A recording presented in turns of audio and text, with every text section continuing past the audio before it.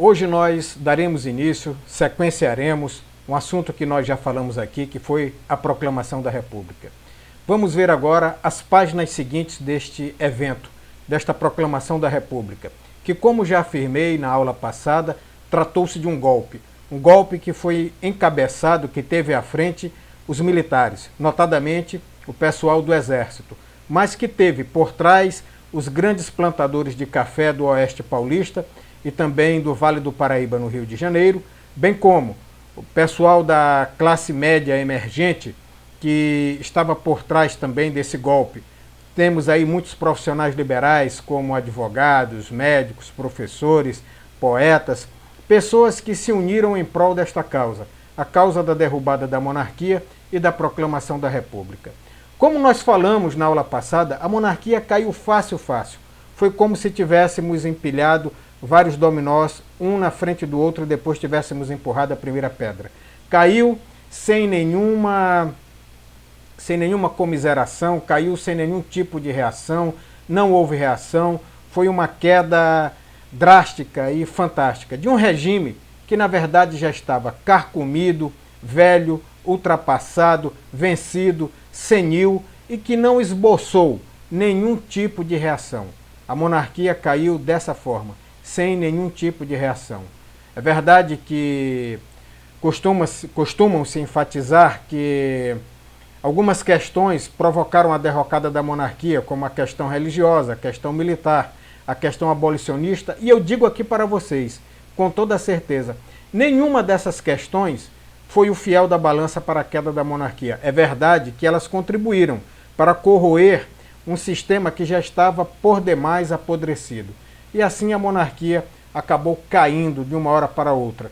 Houve até uma tentativa de reação por parte do Visconde de Ouro Preto, que tentou combater os golpistas, inclusive chegando a convocar o Marechal Floriano Peixoto para que ele combatesse os golpistas comandados por Deodoro. Mas Floriano Peixoto não aceitou a incumbência, se recusou a cumprir uma ordem. E assim não teve respaldo, não teve jeito, a monarquia acabou desabando, acabou caindo mesmo.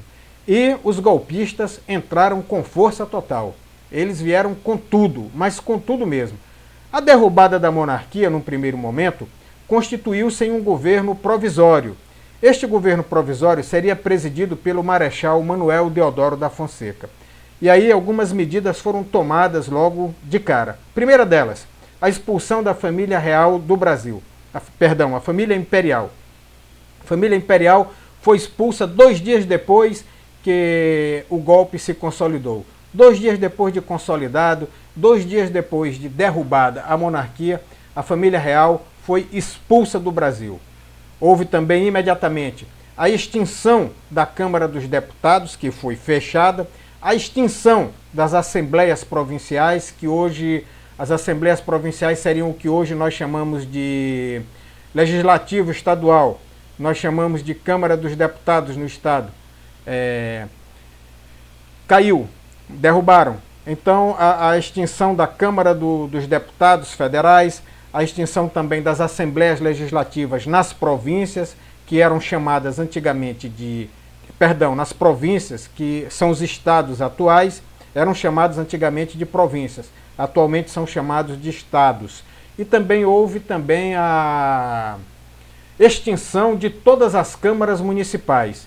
Imediatamente, quando houve a extinção desses poderes, os golpistas acharam de colocar para assumirem os postos interventores que eram por eles nomeados para ocuparem esses cargos nos estados e nos municípios.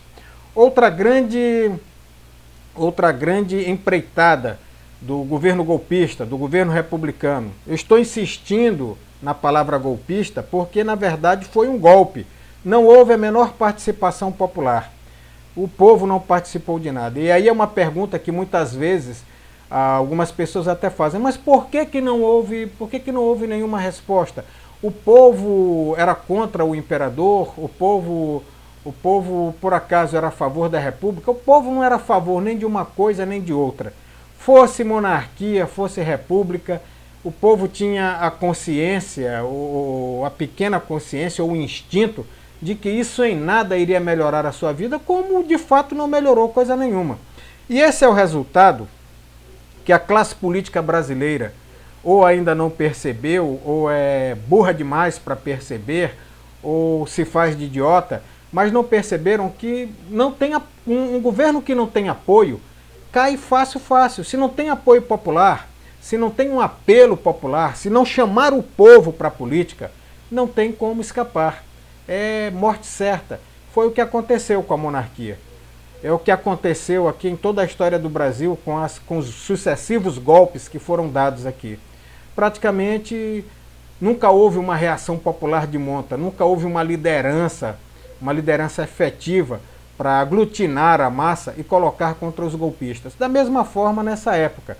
Como já falei na aula passada, houve até quem dissesse que o povo assistiu a tudo bestializado. O povo pensava até que era uma parada militar que estava acontecendo no dia 15 de novembro de 1889. Não sabia que estava acontecendo nesse momento a derrubada de um regime sexagenário, a monarquia, que estava caindo, estava desabando, e uma nova forma de governo estava sendo implantada. A república, respública, coisas do povo, negócios do povo. Faça uma avaliação se essa república realmente tem sido uma república interessada em resolver os seus problemas. Mas não vamos entrar nessa seara agora. Muito bem, falamos aqui que a república entrou para valer.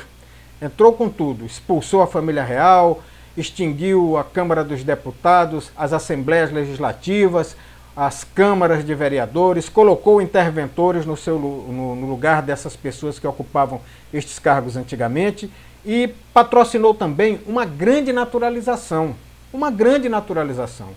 Todos os estrangeiros que estavam no Brasil nesse momento, se quisessem, recebiam a naturalidade, a nacionalidade brasileira, melhor dizendo, recebiam a nacionalidade brasileira.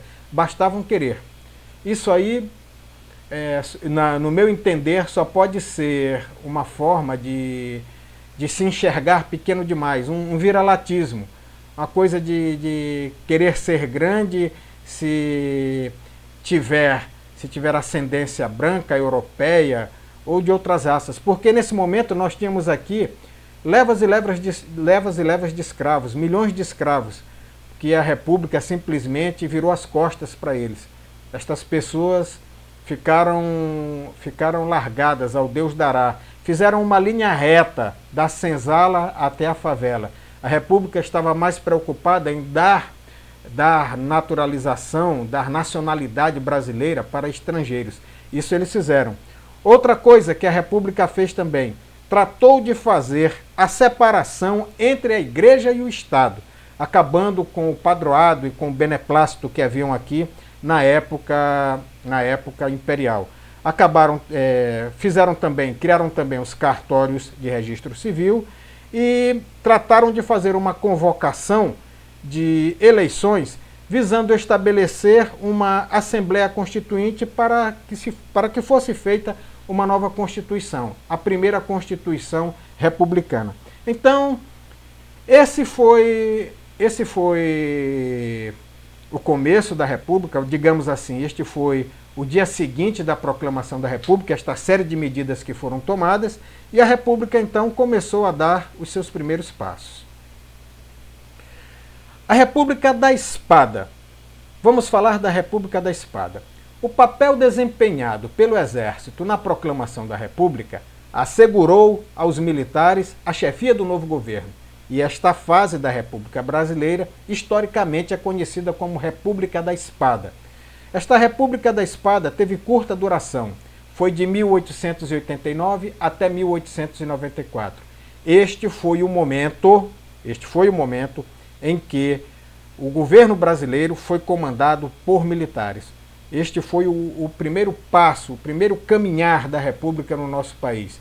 Uma república que, volto a dizer, nasceu sem o consentimento e sem a participação popular. O povo assistiu a tudo bestializado, segundo frase famosa de Aristides Lobo.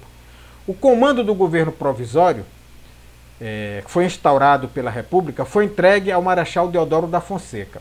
Entre suas primeiras medidas, destacam-se a ordem de enviar a família real ao exílio na Europa e, como já falei, a naturalização de estrangeiros imigrados. Outra coisa também que denota sempre o mau-caratismo, denota o viralatismo, denota a falta de patriotismo de todo golpista, que fizeram também uma coisa ridícula, uma coisa absolutamente esdrúxula e ridícula, quando proclamaram a República no Brasil. A nossa bandeira, todos vocês sabem que é linda. Na minha opinião, a bandeira do Brasil é a bandeira mais bonita do mundo. É uma bandeira maravilhosa, é linda, simboliza a nossa terra perfeitamente. É uma bandeira maravilhosa, muito bonita. Mas quando o golpe foi dado, adotaram uma nova bandeira e adotaram um nome também para a nossa república. Hoje nós vivemos em uma república chamada República Federativa do Brasil. Mas nos primeiros passos dessa república, pasmem vocês, esta república chamava-se de República dos Estados Unidos do Brasil. República dos Estados Unidos do Brasil. Vê se pode. É muito viralatismo, é muita falta de amor próprio, é ser muito entreguista. Eu não tenho nem adjetivos para colocar nestes golpistas de todos os tempos que pululam a história brasileira. Então adotaram este nome esdrúxulo, ridículo, de República dos Estados Unidos do Brasil. E pior ainda, fizeram uma bandeira ridícula, uma bandeira feia, horrorosa, com listras horizontais, verdes e amarelas, parecida, assemelhada com a bandeira dos Estados Unidos, que tem aquelas listras vermelha, azul. Então criaram essa bandeira ridícula e colocaram o nome da nossa república, nos seus primórdios, de República dos Estados Unidos do Brasil. Muito bem. Em dezembro de 1889, foram convocadas eleições para o Congresso Nacional Constituinte. Estas eleições foram realizadas em todo o Brasil, em setembro do ano seguinte. No dia 15 de novembro de 1890, primeiro aniversário da República, o Congresso iniciou então a elaboração de uma nova Constituição para o país. Em fevereiro de 1891, foi promulgada a primeira Constituição da República Brasileira. Esse documento estabelecia, entre outros pontos, que o Brasil passava a ser uma república presidencialista, com eleições para presidente de 4 em 4 anos. O presidente e o vice-presidente do primeiro período republicano deveriam ser eleitos excepcionalmente pelo Congresso Constituinte. Assim, Deodoro da Fonseca foi eleito indiretamente para um mandato de 4 anos na presidência da República. Veja bem, essa primeira eleição também não teve a menor participação popular. O Congresso Constituinte, formado, elegeu o Marechal Deodoro da Fonseca para tirar 4 anos como primeiro presidente da era republicana. Esse período foi marcado por uma crise econômica de proporções apocalípticas, que acabou precipitando a queda do governo de Deodoro e levando o tempo em que os militares estiveram no poder a caminhar a passos largos para o seu final. Ainda durante o governo provisório, Deodoro nomeou o primeiro-ministro da Fazenda da República, Rui Barbosa. Não esqueçam esse nome, Rui Barbosa. Rui Barbosa era um advogado baiano, advogado, jurista muito famoso baiano. Rui Barbosa foi o primeiro-ministro da Fazenda da República Brasileira. Rui Barbosa decidiu implantar uma política de incentivo ao crescimento econômico, especialmente o crescimento industrial. Como nesse período havia escassez de moeda circulante no Brasil, o ministro determinou a emissão de mais dinheiro que serviria para o financiamento de novas empresas e possibilitaria, assim, a concessão de créditos aos cafeicultores que precisassem reestruturar a sua produção. Com mais moedas em circulação, os preços aumentaram e assim teve início um surto inflacionário muito grande no Brasil. Além disso, em vez de ser empregada em empresas para incentivar a produção, grande parte do dinheiro que foi liberado e que foi jogado no mercado, pasmem vocês, acabou sendo investido em ações da Bolsa de Valores.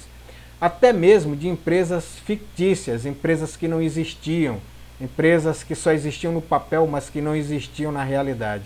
Assim, essa política de Rui Barbosa se mostrou um completo desastre e a economia do Brasil entrou em parafuso em uma espiral descendente e colapsou de vez.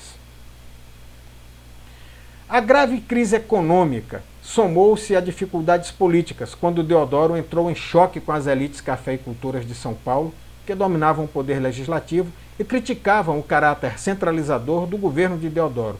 Deodoro era autoritário, era acostumado a bater na mesa e não gostava de negociar nem de transigir.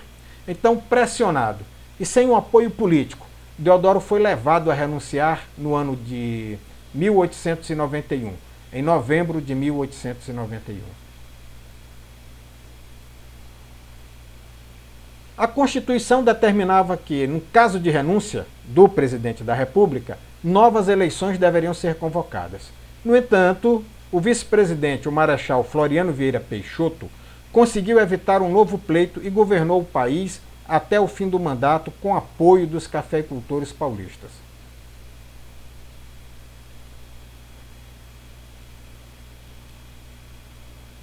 Em 1894 ocorreu a primeira eleição direta para presidente da República no Brasil. Ela foi vencida pelo paulista Prudente José de Moraes Barros, um republicano histórico, ou seja, que tinha participado da fundação do Partido Republicano Paulista, do PRP, e era membro da elite cafeicultora paulista. Seu governo, que durou de 1894 a 1898, foi muito instável politicamente, pois até aquele momento as elites dirigentes não tinham conseguido estabelecer as bases de funcionamento do novo regime político que gerava disputas pelo poder. O suporte político necessário para estabilizar o regime foi construído no governo do seu sucessor, o também paulista Campos Salles. O presidente Campos Salles, durante sua gestão, que vai de 1898 a 1902, consolida alguns mecanismos de poder que constituíram os alicerces, as colunas, as bases da República Oligárquica. A criação da chamada política dos governadores e o fortalecimento de um personagem que vai perpassar todo este período e que ainda existe até nos dias atuais. Não com tanto poder como teve um dia, mas ainda existe principalmente nos rincões mais afastados da pátria brasileira, que é o coronel. Vamos falar da política dos governadores e do coronelismo. Idealizada por Manuel Ferraz de Campos Salles, ou presidente Campos Salles, a política dos governadores era um mecanismo político criado para evitar os choques entre os governos estaduais e o governo federal. Por meio dela, os grupos dominantes de cada estado apoiavam as políticas do governo federal, que, em troca, favorecia esses grupos e dificultava a ação dos seus opositores. Atualmente, esse acordo político seria o famoso toma lá da cá. Como vocês veem, essa história é muito antiga no nosso país.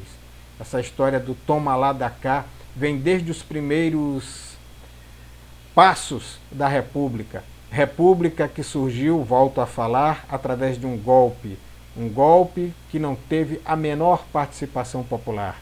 Um golpe em que o povo brasileiro assistiu a tudo bestializado.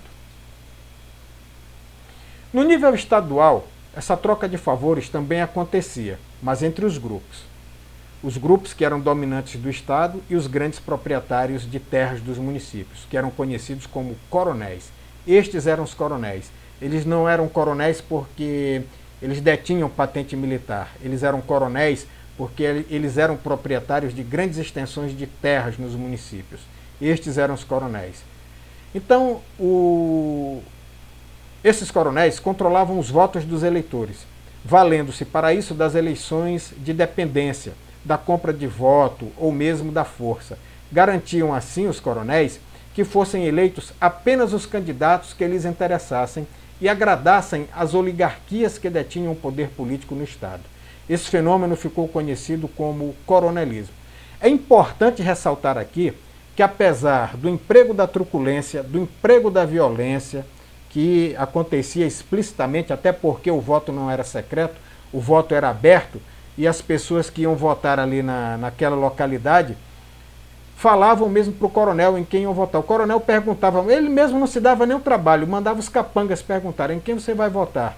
E se não fosse o candidato do coronel, literalmente a coisa ia ficar feia. Mas isso não acontecia. Mas o que eu quero dizer aqui é que o coronel ele não dominava só na base da violência, só no emprego da truculência, no terror, no uso da força. Não. Este coronel, geralmente, ele era padrinho da meninada toda daquela localidade. Esse coronel também arrumava muito emprego de professora para algum agregado, a filha de algum agregado, de algum apaniguado, de algum puxa-saco. Esse coronel sempre arrumava emprego de professora nas escolas, nas escolinhas botavam essas professoras, arrumava um empreguinho na prefeitura para um, para outro. Essa prática acontece até hoje. Essa prática não precisa nem a gente se ater muito nela, porque isso aí é do conhecimento de todos. É aquela coisa, o cara quer viver enganchado na teta pública, e aí o coronel arrumava ali para ele um emprego, para ele, para a família, ali na prefeitura, ficava todo mundo engatado, arrumava emprego de professora para a filha de um apaniguado qualquer, e era padrinho da meninada toda da região. Então esse coronel, é importante frisar, ele não dominava só através da violência, só através da intimidação, mas também porque ele fazia favores. É o famoso toma lá da cá. É aquela coisa que até hoje está impregnada, principalmente nas camadas mais pobres e que precisam mudar essa realidade, mas que não têm essa consciência. E eu, para falar a verdade, nem sei se algum dia terá essa consciência de que eles mesmos se afundam na própria lama em que eles vivem, entendeu? Quando eles mantêm esse tipo, eu estou falando do povo que mantém esse tipo de politicalha, então ele mesmo mantém a própria coleira que aperta o seu pescoço. Então, dito isso feito, só quero deixar registrado mais uma vez que o coronel não fazia apenas uso da violência, ele também era aquele que fazia o toma lá da cá, que fazia muito favor na região. Os cargos políticos federais mais importantes, como o de presidente da República e o de ministro da Fazenda, eram dominados pelas oligarquias paulista, mineira e gaúcha, particularmente São Paulo e Minas Gerais, os estados mais ricos da União. Estes impunham, ou seja, obrigavam um tipo de política de favorecimento dos seus próprios interesses. A hegemonia de paulistas e dos mineiros na presidência da República ficou conhecida como política do café com leite. É preciso, porém, relativizar o poder dessa frente oligárquica, pois ela não controlou sozinha e o tempo todo o governo da República. Em algumas ocasiões, como nas eleições de 1910, em que o gaúcho Hermes da Fonseca, que era militar e foi apoiado por Minas Gerais, venceu Rui Barbosa, o primeiro-ministro da Fazenda da história republicana, o baiano Rui Barbosa, o jurista Rui Barbosa, que foi candidato de São Paulo. Esses dois estados estiveram em lados opostos. Eles estavam em lados opostos na política, mas, passada a política, eles estavam ali, dominando o Brasil. O Rio Grande do Sul também tinha poder considerável, principalmente após a aliança firmada com os deputados nordestinos no Congresso Nacional. Além dos gaúchos, outros grupos políticos oligárquicos faziam parte do jogo de alianças e determinavam, em conjunto com os mineiros e paulistas, os rumos políticos e também os rumos econômicos do país.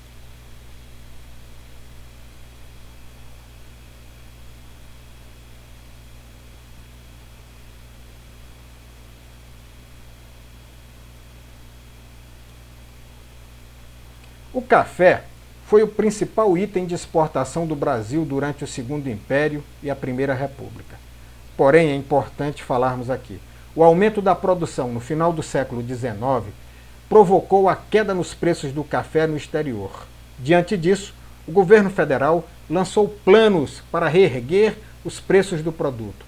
A principal medida iniciada em 1906 foi contrair empréstimos para comprar estoques do produto e reduzir a oferta, forçando assim o aumento dos preços.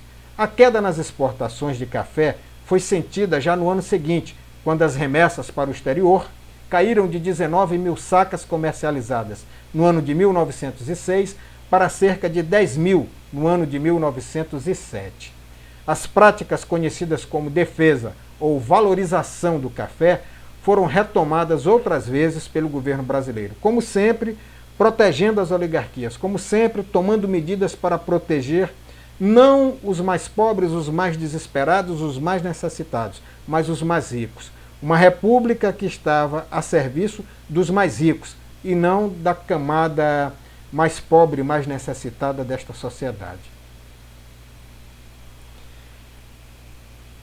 Vimos que a proclamação da República, o surgimento, o nascimento da República foi algo muito fácil, mas o caminhar dessa República não foi algo tão fácil assim, foi bastante traumático.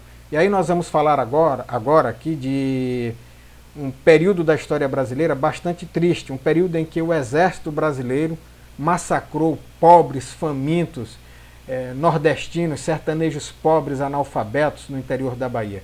Nós vamos falar aqui deste episódio chamado Guerra de Canudos. A Guerra de Canudos ocorreu entre 1896 e 1897. De um lado tínhamos o exército brasileiro, do outro tínhamos sertanejos, pessoas desesperadas vivendo em uma região extremamente hostil. Na passagem do Império para a República, ao final do século XIX, ainda predominavam no Brasil características econômicas herdadas da época colonial. Que características eram estas? Latifúndio, grande extensão de terra, monocultura e técnicas rudimentares de produção. Monocultura, apenas a plantação de apenas um tipo de cultura. Vamos pegar um exemplo, cana-de-açúcar, apenas isso. E ainda por cima, técnicas bastante primitivas, rudimentares de produção, nada de modernidade. A abolição da escravidão no ano de 1888 e a implantação das relações de trabalho, melhor dizendo, assalariadas, não significaram a garantia de direitos nem a criação de leis que viessem a proteger o trabalhador. Nesse cenário de baixo desenvolvimento econômico, de superexploração, não exploração, mas superexploração dos trabalhadores, agravado por um regime político e eleitoral excludente, que é excludente até hoje, que exclui as camadas mais populares da política, surgiram aí neste movimento, nestas movimentações, movimentos sociais baseados na religiosidade popular, com líderes carismáticos e messiânicos, como Canudos e o Contestado. Ganhou força também o chamado banditismo social, que nós iremos analisar um pouco aqui também. O banditismo social foi o cangaço, foi o advento dos cangaceiros na história do Brasil. Antônio Vicente Mendes Maciel nasceu no interior do Ceará. Ainda criança, Antônio Vicente iniciou os estudos para a formação de padre, mas ao se tornar adulto, acabou exercendo outras profissões, como a de comerciante e advogado. Antônio Vicente Mendes Maciel ganhou o apelido de Antônio Conselheiro, foi o grande líder dos sertanejos na Guerra de Canudos.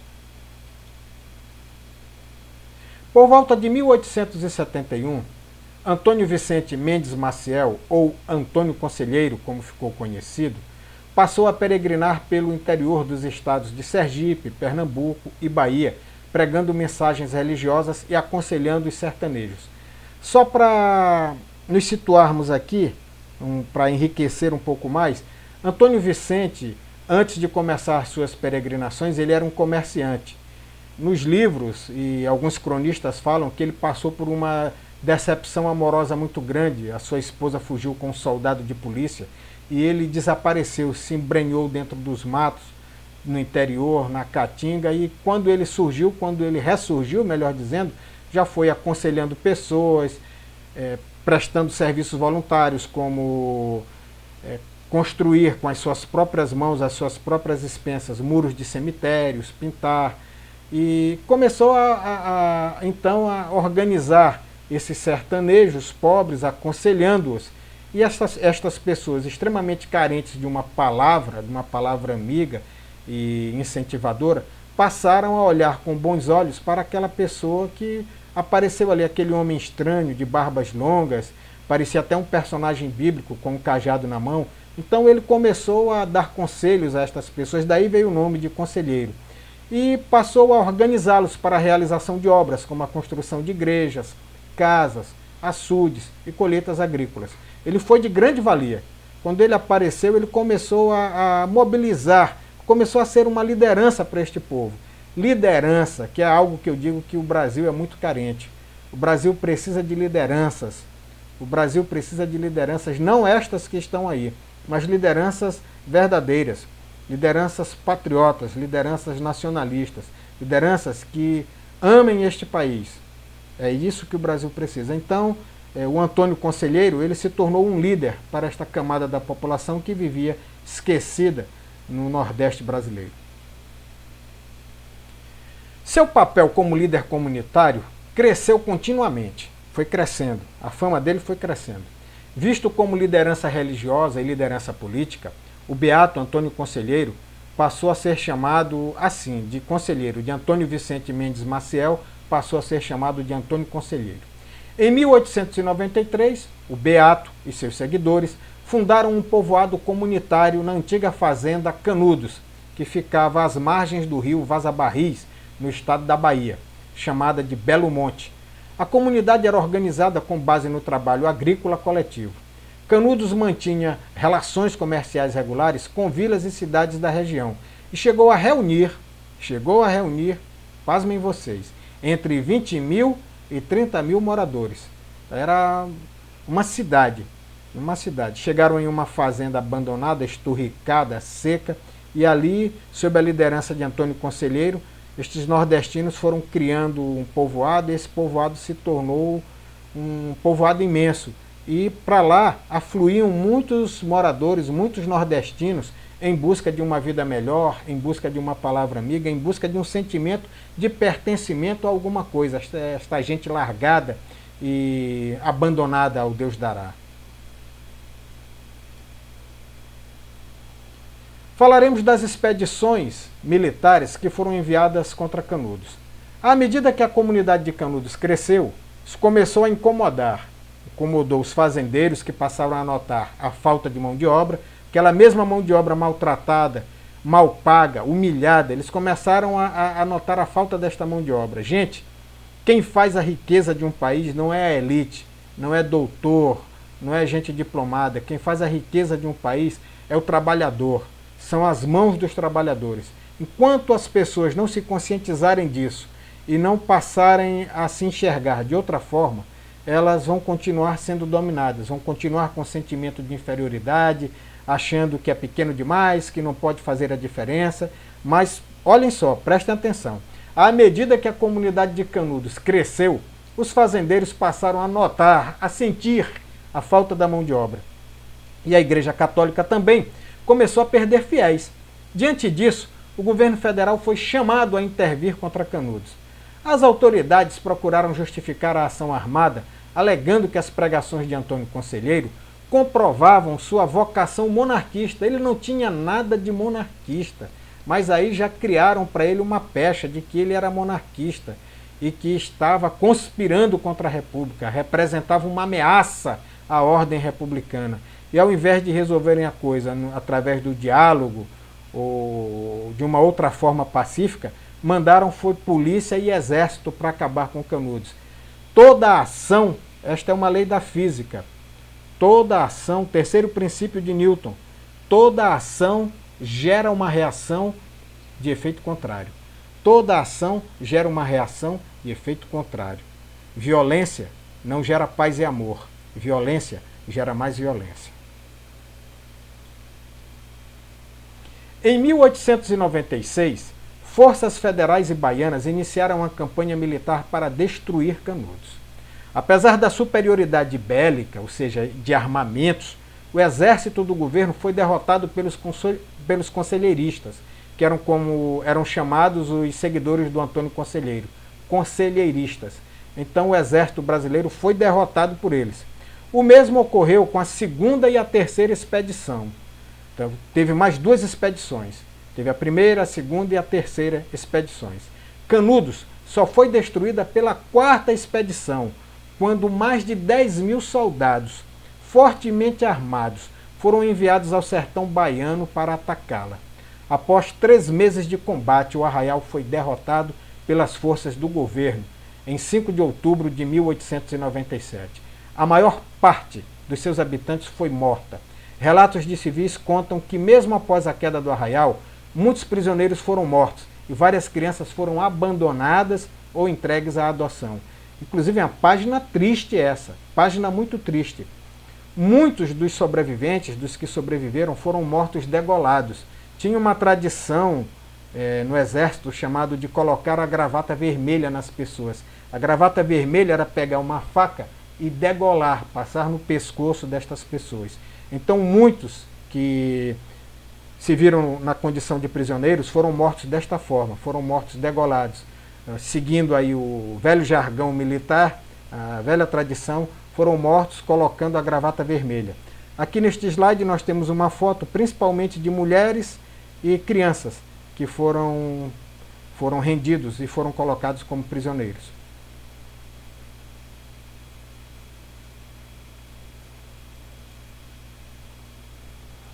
Falaremos agora de outro episódio bastante traumático nesta história, neste caminhar da República no nosso país, que foi a Guerra do Contestado. A Guerra do Contestado ocorreu entre 1912 e 1916, no sul do Brasil, numa região que era disputada judicialmente entre os estados do Paraná e de Santa Catarina. Também aqui nós vamos ver o surgimento de um líder carismático e messiânico. Mas vamos mais para frente. No início do século XX, muitos agricultores e poceiros se estabeleceram na região, essa região que estava sendo contestada. Mas, ao longo dos anos, seus territórios foram ocupados por fazendeiros que estavam interessados na extração da erva mate e também da madeira. Além disso, a presença de grandes companhias estrangeiras envolvidas na construção de estradas de ferro reduzia ainda mais o espaço das lavouras de subsistência das famílias camponesas. Nesse período, surgiram na região muitos movimentos messiânicos. Movimentos messiânicos são movimentos que têm um caráter místico, um caráter religioso. Um dos pregadores com maior número de adeptos era o monge José Maria. Seus seguidores acreditavam que o fim do mundo estava próximo e que a adesão ao movimento significaria a salvação da alma. Ao grupo de José Maria uniram-se também operários recrutados para a construção da ferrovia, que tinham sido demitidos e proibidos de viver às margens da estrada. O anseio dessas pessoas por terra, trabalho e melhores condições de vida associou-se à religiosidade, a religiosidade popular, no caso, tornando as tensões sociais da região ainda mais explosivas. Misture desespero, falta de oportunidade com fervor religioso, fanatismo religioso, e você vai ter uma bomba de proporções apocalípticas. Como se desenrolou este conflito? A movimentação de camponeses e outros trabalhadores pobres em torno do monge José Maria gerou a desconfiança dos governos estaduais e federal, e essa tensão se converteu em conflito armado, em outubro de 1912. Como parte de suas peregrinações, o monge, acompanhado de um grupo de fiéis, foi até a cidade de Irani. A cidade de Irani é situada hoje no estado de Santa Catarina. E esta cidade era o centro de uma disputa territorial entre Santa Catarina e Paraná. Por isso, as autoridades paranaenses pensaram que os caboclos tinham sido enviados pelo governo de Santa Catarina e iniciaram um ataque ao grupo que culminou com a morte de José Maria. Novamente, a paranoia, né? Aquela coisa louca, resolver tudo na base da violência. A crença de que o monge ressuscitava levou ao surgimento de cidades santas. Estas cidades santas eram comandadas por meninas que, segundo se acreditava, tinham visões e recebiam instruções diretamente de José Maria. Inicialmente religioso, o movimento tornou-se político. Gradativamente, de religioso, ele passou a ser um movimento político. Os caboclos reivindicavam o direito à terra e à liberdade religiosa. O exército enviou cerca de 2/3 de seu efetivo para a região. Olha, isso aí, 2/3 do exército brasileiro, isso é como se estivesse mandando um exército para a guerra. Então, 2/3 do exército brasileiro foi enviado para essa região. Essas tropas foram equipadas com canhões e pela primeira vez no Brasil foram utilizados aviões com fins bélicos, com fins militares, ou seja, para bombardear as pessoas. Em 1915, o cerco ao movimento se intensificou. A truculência do exército, ou seja, a violência, a falta de alimentos e a proliferação de doenças enfraqueceram bastante os rebeldes e provocaram assim o fim do conflito em 1916, deixando, pasmem vocês, cerca de 20 mil mortos, principalmente caboclos pobres, gente pobre, gente humilde, gente desamparada.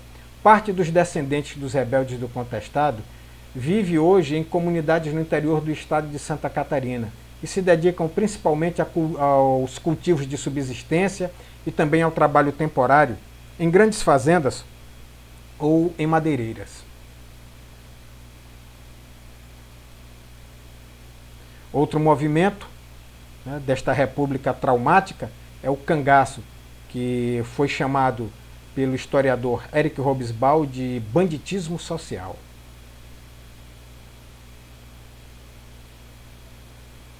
Além do messianismo, outra forma de expressão das tensões sociais no campo, especialmente no sertão nordestino, foi o cangaço.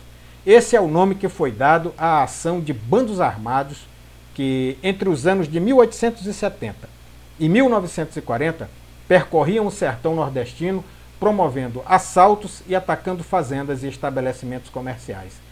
Estes cangaceiros despertavam medo e exerciam fascínio sobre os camponeses que se sentiam de certa forma vingados por eles nos desmandos dos grandes proprietários de terras. Muito bem, essa foi uma forma de reação.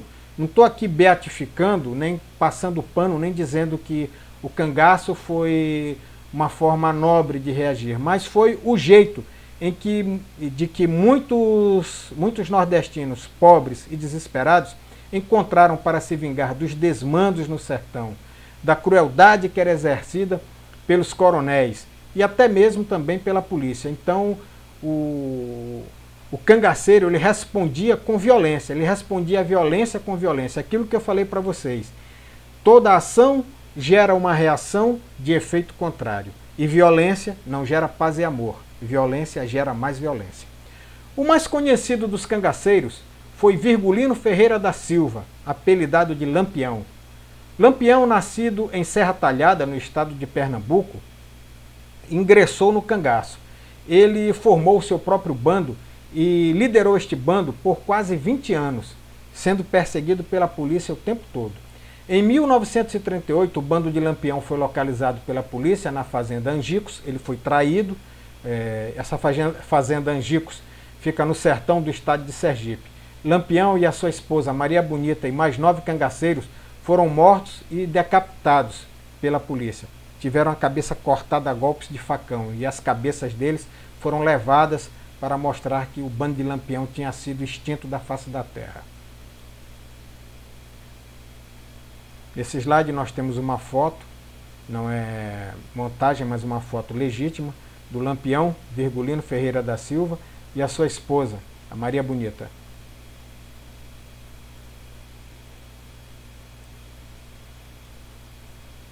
Assim nós terminamos a nossa exposição de hoje.